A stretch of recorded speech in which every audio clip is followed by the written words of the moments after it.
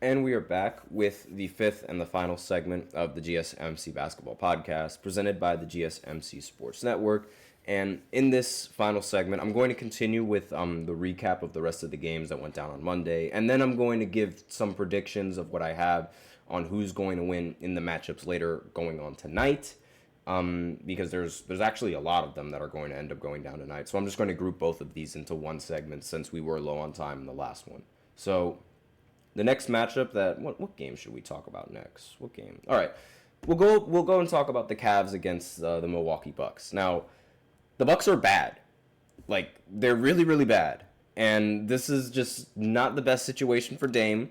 Giannis, there's a chance that Giannis might end up getting traded. In fact, Giannis did not really play well. No, he didn't play at all. Excuse me, in this matchup against the Cavs. And Damian Lillard, I mean, he played great in this matchup, 36 points, 7 assists. Of course, he ended up losing because, that's just what Damian Lillard does. He plays great but ends up losing in the end. Bobby Portis, he played really well in this matchup too, 21 points, 18 rebounds. But the rest of the lineup, aside from AJ Green, who ended up with 21 points coming off the bench, was not all that great.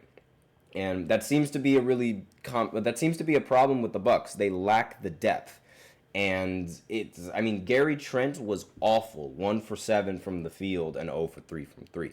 PJ Hatcher in the chat saying, Giannis finna go to the Jazz for Walker Kessler and 2 picks. That is not going to happen. That is just not going to happen. Like, the possibilities, like the teams that have the ability to trade for him are actually, ironically enough, the Miami Heat and as well as the Brooklyn Nets. That's what the reports have been saying, that those are the most likely teams that are able to acquire Giannis Antetokounmpo. Not to mention, the fact that Giannis, the Nets, they have the draft picks to be able to get him.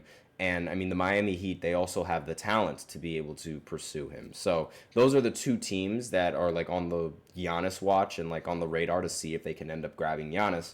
But regardless, this is just really, really bad for the Milwaukee Bucks. And this is what happens when you do not This is what happens when you have Doc Rivers and Darvin Ham as your coach. Like, this is just the result of this. Like, we're seeing it on full display. Baron Davis, he said it best. A team coached by Doc Rivers is a beatable team.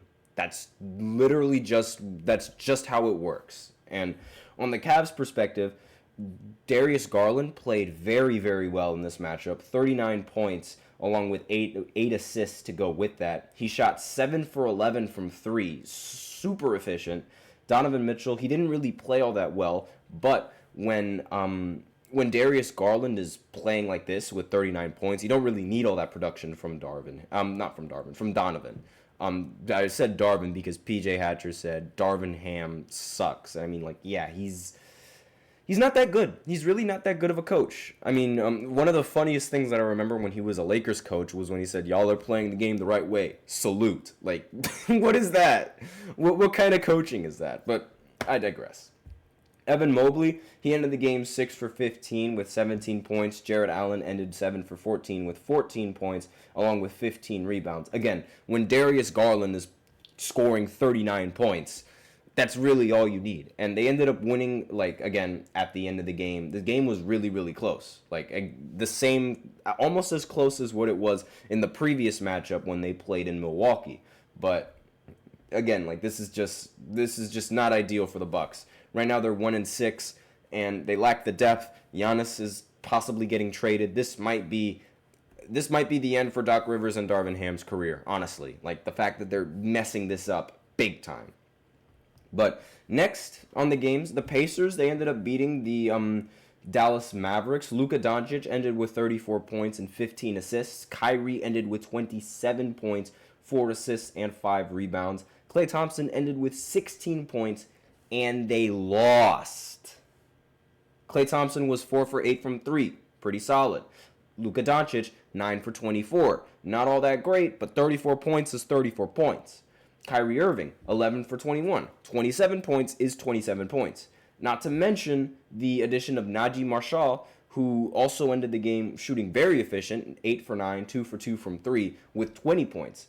PJ Washington Jr., he didn't really play that well, 3 for 11. But the Pacers, they were just on a completely different level in this matchup. The scoring from the Pacers was ridiculous.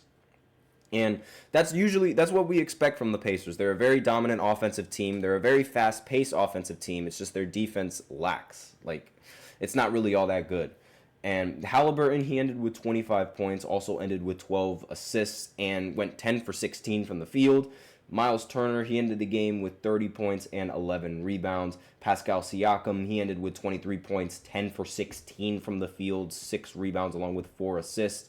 And Benedict Mathurin, he ended with 7 for 13 from the field with 16 points. When a team is playing this well, this efficient individually, it's very, very hard to beat them. Like, this was just an incredible shooting night coming in from the Pacers going up against the Mavericks, and the Mavericks just could not keep up.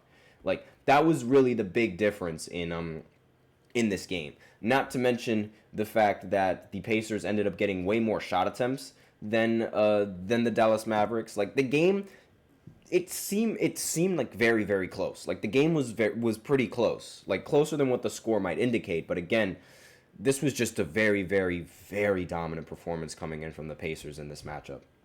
Now, the next game, the Kings, they ended up beating the Miami Heat. They ended up winning 111 to 110. And De'Aaron Fox ended with 28 points. DeRozan ended with 26 points. And Sabonis, of course, he ended with another double-double, 16 points, 16 rebounds, and 7 assists. I mean, he's like a double-double machine at this point. He also shot 6 for 12 from the field. DeRozan went 10 for 18, rather efficient. And De'Aaron Fox, he went 11 for 21. Again, rather efficient. And this is sort of the production that you're expecting from these three players. And the rest of the players and the rest of the role players, they ended up doing their part as well. Could have been a little bit better shooting from three. I mean, aside from De'Aaron Fox and Sabonis, they were the only two players that ended up making multiple three-pointers. So this team is not a very three-point heavy shooting team, and that might be a problem in the future. But aside from that, they ended up outbesting the Heat in this matchup. Bam Adebayo, 16 points. Jimmy Butler, 27 points. And Tyler Hero also ended with 27 points in this matchup. And they both shot pretty efficiently. Jimmy Butler went 9 for 19. And Tyler Hero went 9 for 18. So again, very efficient coming in from them. And Tyler Hero also made 5 3-pointers of the 11 that he took. So this was a really close game. Could have gone either way, but the Kings, they ended up winning it in the end. The Jazz, they ended up getting their first win of the season against the Chicago Bulls, 135 to 126. Of course, the Bulls ended up dropping an egg in this one. Kobe White, 28 points. Nikola Vucevic, 23 and 10. And Giddey, 15 points along with 7 assists. And Ayo Dosunmu, forgive me if I messed up that last name, 25 points in this matchup. They played pretty well, but again, the Jazz, they were just better in this matchup. Keontae George, he ended the game with 33 points along with 9 assists. Walker Kessler, he ended with 12 points and 16 rebounds. No Lauri Markkanen in this lineup either, which is honestly really, really bad if you're the Chicago Bulls losing to the Jazz like this. And now I have to speed through the rest of these games because we are running low on time. So the Timberwolves, they beat the Hornets. Easy win. I don't think anyone expected the Hornets to win in this matchup.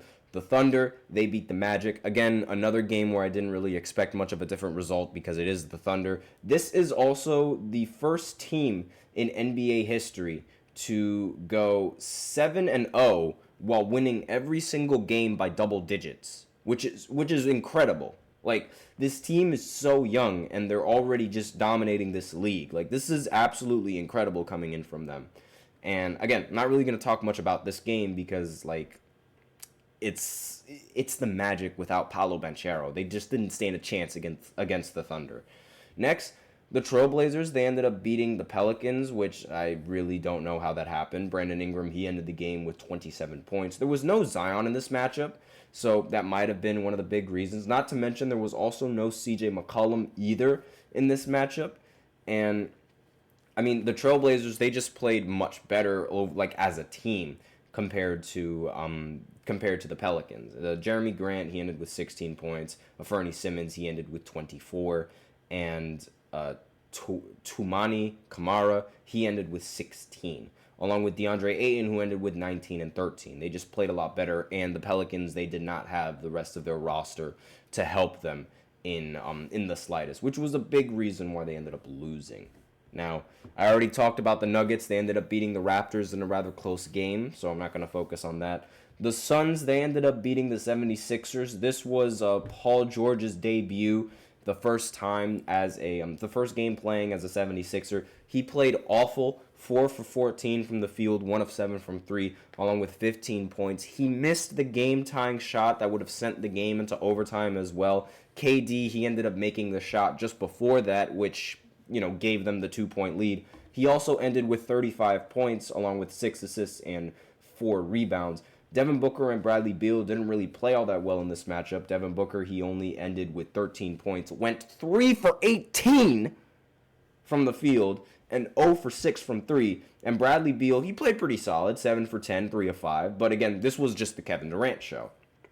And the rest of the role players, aside from Devin Booker, they played really well. In fact, the big reason why this game was not a blowout was because of Devin Booker going 3 for 18 and 0 for 6 from 3, which was like, what in the world is that? Like, that was really bad. But again, Paul George didn't really play all that well either, so that sort of cancels out. I don't know why Paul George had the ball in the final minutes of this game. I would have rather given it to Tyrese Maxey. He ended the game with 32 points, 6 for 14, along with 12 for 22 from the field. So I would have personally given the ball to Maxey in this situation as opposed to giving it to Paul George. But that's besides the point. And that was really the big reason why the Suns ended up beating the 76ers and why the game wasn't a blowout in terms of for the Suns, because it should have been a blowout. The Spurs, they ended up losing to the Clippers. This is the first win for the Clippers in their home court. James Harden, he ended with 17 points, 8 rebounds, 4 assists. Norman Powell, again the leading scorer, 23 points. Zubac, 17 points and 13 rebounds. And Amir Coffey, 21 points coming off the bench. Now, the Spurs, they started out on I believe it was a 40-14 first quarter. Yeah, it was. But then the Clippers, they ended up coming back in this matchup, and the Spurs ended up choking. Wembanyama, he ended the game with 24 points and 13 rebounds, along with 9 blocks. What? 9? I didn't watch this game. I did not have the ability to watch this game, but Jesus, 9 blocks. He almost had a triple-double in blocks. And they still ended up losing, which really just goes to show just how bad this Spurs team might still be. Chris Paul, he ended with 14 points and 10 assists, and along with Julian Champagnie, I think that's how you say his name. Forgive me if I messed up that last name completely. 21 points, 5 rebounds. But aside from those two, that was really the only solid production that came in from the Spurs. I mean, 9 blocks is absolutely ridiculous. That doesn't even seem real. But that's the recap of all the games. So now we're going to go ahead and go into the prediction for some of these games that are going to happen tonight. Actually, all of these games that are happening tonight, excuse me. There's a lot of them. And we're going to speed run through all of this just because we are low on time. Knicks against the Hawks. I'm picking the Knicks to win in this matchup. Celtics against the Warriors. I am picking the Celtics to win in this matchup. Lakers against the Grizzlies. I'm picking the Lakers to win in this matchup. Mavericks against the Bulls. I'm picking Dallas to win in this matchup. Hornets against the Pistons. This one is going to be a real tough one because they're both mediocre teams. I'm going to go with my gut, and I'm going to go with the Charlotte Hornets in this matchup. I have my faith in LaMelo Ball. And, I mean, the last game that the Hornets ended up losing to a very, very competent team. And LaMelo, he didn't really play. He was the best player on the floor for the Hornets. Of course he was. But again, it just really wasn't enough for the Timberwolves. So I think that they have this one. They play at home against Detroit. I think that they'll have this one. The Magic are going up against the Pacers. I'm picking the Pacers in this matchup. Spurs are going up against Houston. I'm going to go with my gut and pick Houston in this matchup. The Cavs are going up against the Pelicans. I'm going to pick the Cavs to win in this matchup. Thunder are going to match up against the Denver Nuggets. Again, I'm going to pick the Thunder in this matchup. I'm not picking Denver to win in this matchup at all, especially in regards to the injuries to Aaron Gordon and Jamal Murray. The Heat are going up against Phoenix. I think I'm going to go with the Phoenix Suns in this matchup. They seem pretty competent. 76ers against the Clippers. I think the Clippers are going to want their revenge against Paul George, and I think they're going to play really well, especially now that they play at home. And next is the Raptors going up against the Kings. I have the Kings prevailing in this matchup, especially since the Kings play at home. So those are my predictions for the games. We'll see if I end up getting all of them right. Chances are I probably won't, because that is just my luck, and I always end up getting at least 2 wrong, but we will see. The road to getting a perfect prediction, it's still going on. So hopefully we can get it done in today's matchups. But that's all that I have to say for this segment. That's it for the show. Thank you so much for tuning into the GSMC Basketball Podcast, presented by the GSMC Sports Network. Your support means a lot to us, so remember to subscribe to the show and leave a positive review. It really does make a difference. We also invite you to follow us on Facebook, Twitter, TikTok, and Instagram for more content and updates. As usual, we'd love to hear what you guys have to say during the show, whether you guys have a hot take, whether you guys have a burning question, or anything that you've just been dying to share. We're all ears. If you really want your comment or question to get noticed, then I recommend using Super Chat. You just click on the $ below the chat box, and you can send in your comments and or donations that way. If Super Chat's not really your thing, then you can always use the link displayed below the ticker on every show segment, gsmcpodcast.net, and you can send in your comments and or donations that way as well. Either or really help the show, make it much more interactive between myself and you guys. And that's all that I have to say on this podcast. Again, thank you so much for tuning in. Be sure to tune into the rest of these games that are happening later tonight. I am your host, Nelson, and as always, take care.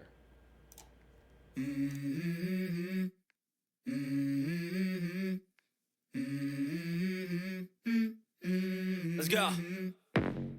I wake up to a little bit of drool on my pillow, feel like it's gonna be a bad day. Yeah, I'm tired of shit, and the coffee ain't hit yet. Damn, ain't that great. I don't wanna go.